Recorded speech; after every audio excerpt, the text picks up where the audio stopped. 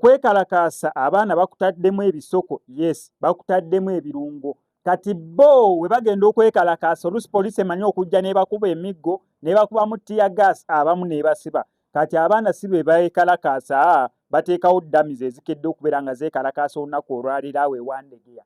Ddamizi zino zeekalakaasizza ku nsonga ya Dr. Kizza Besigye. Ddamizi zino nga zigamba Dr. Kizza Besigye bannange mumute, nga ddamizi zino zigamba Dr. Kizza Besigye talina musango, nga ddamizi zino nze bujjo simanyi muna ddamizi zisobola okwekalakaasa. Ne munnange zikedde kwekalakaasa niraawo ab'omuwandege abazirabyeko badidde eddamu ne bazambaza bulungi nnyo ne zinyuma ne bazikwasa ebipande era wezo zitandika okubeera nga ziwanika ebipande ebigamba Free Dr. Kizza Besigye, Dr. Kizza Besigye talina musango, Dr. Kizza Besigye mumute. Ddami zonna actually nga mulimu n'eddamu ento. Kuno okwekalakaasa kubaddemu abato n'abakulu naye okusinga abadde bakyala abasajja tetubalabyeko oba lwaki. Ddami zonna zibadde nkazi n'abaana bato.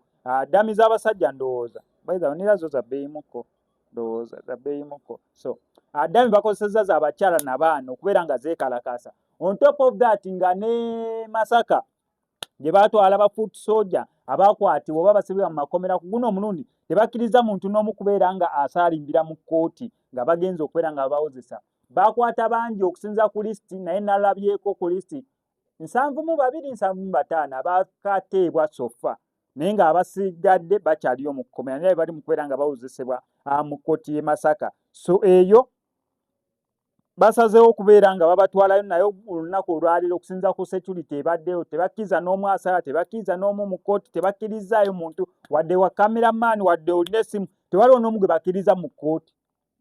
Kantereka embeera y'ewandege ya ddami nga zeekalakaasa nga weebadde.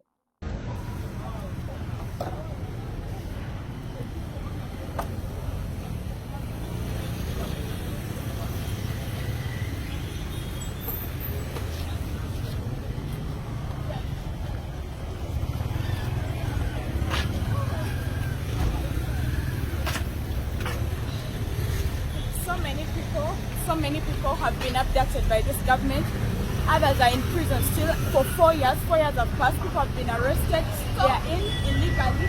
We need to ensure that those people are out and demand for their political persecution. Civilians are not arresting. Free all political prisoners. Ugandans have the right to belong to any political party.